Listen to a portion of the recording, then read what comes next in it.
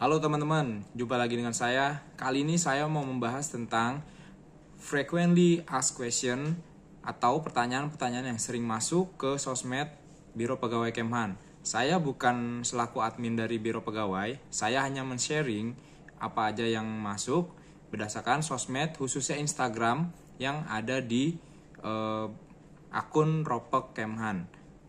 Kita saksikan bersama-sama.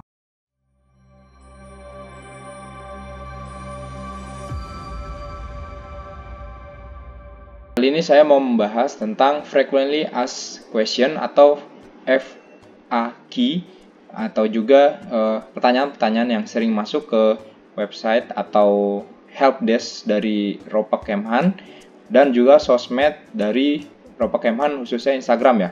Jadi saya ini mau membahas tentang apa aja itu.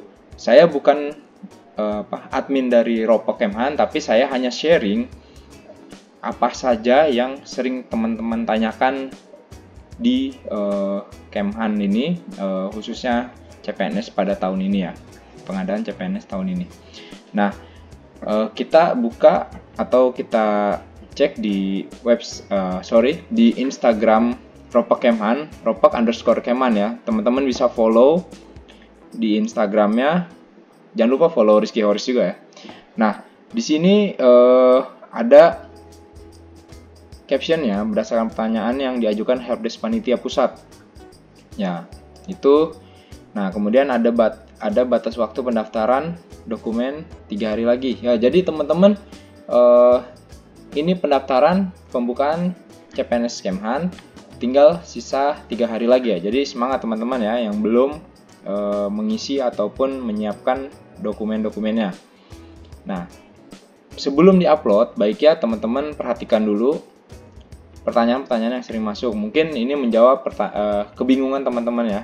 Kita langsung aja ya. Ini kita geser aja. Nah, ini yang pertama.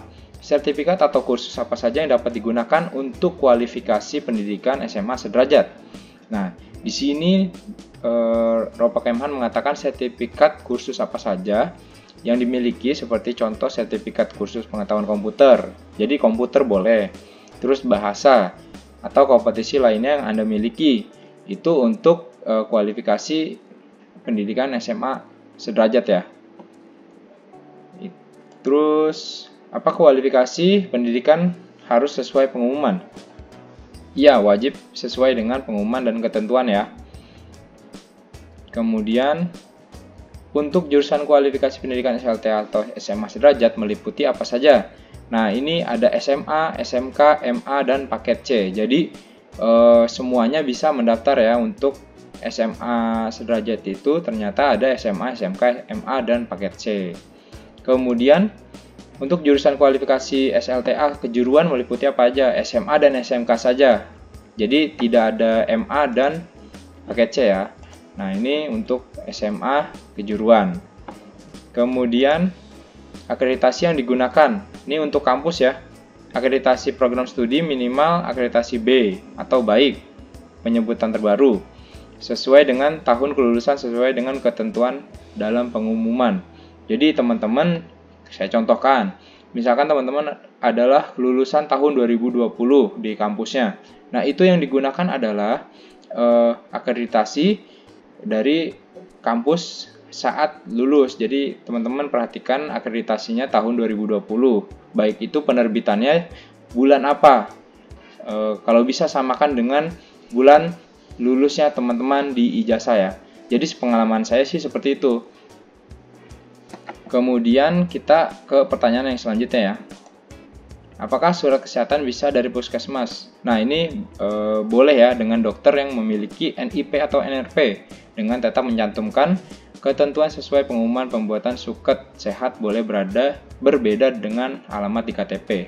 Jadi nggak mesti dengan alamat KTP teman-teman. Misalkan teman-teman lagi di Jakarta, ternyata KTP teman misalkan di Bandung, ya bisa sebenarnya bikin di Jakarta. Dan yang penting ini nih ya, NIP atau NRP itu ya. Jadi dokternya PNS atau TNI. Perhatikan seperti itu ya. Jadi tanyakan dulu kalau bisa ke bagian pendaftaran untuk surat kesehatannya gitu. Kemudian alamat surat lamaran.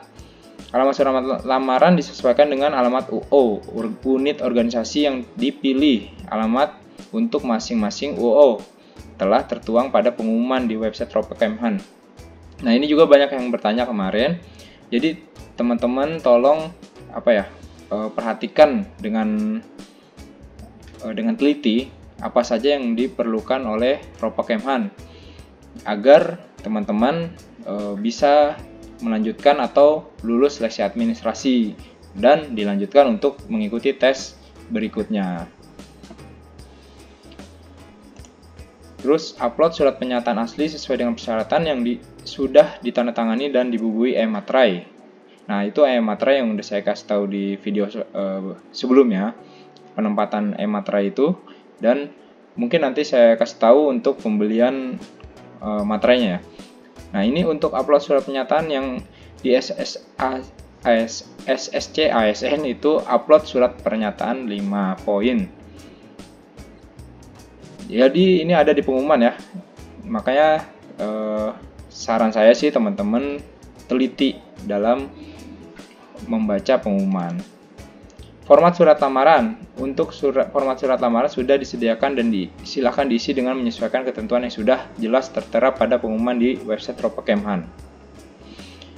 Nah, ini sudah ada di pengumuman website Ropekemhan. Bisa teman-teman dicek di websitenya atau boleh ngecek di video saya yang 2 sebelumnya.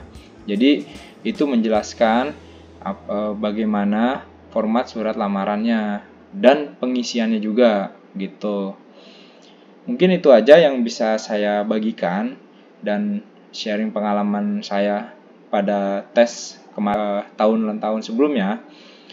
Semoga teman-teman diberikan kelancaran dalam mengikuti tes CPNS Kemhan pada tahun ini dan semoga diterima menjadi bagian dari ASN di Kementerian Pertahanan. Amin.